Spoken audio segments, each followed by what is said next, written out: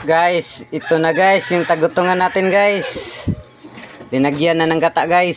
Ready to eat na guys. Lagyan pa natin ng sili guys. 4 na sili guys. Yan. Para pa masarap guys. Yung maanghang.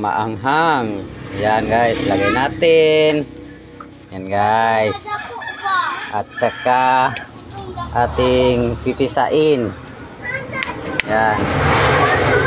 Pipisain natin guys. Mikos natin guys. Mikos. Yan guys. Ready to eat na guys.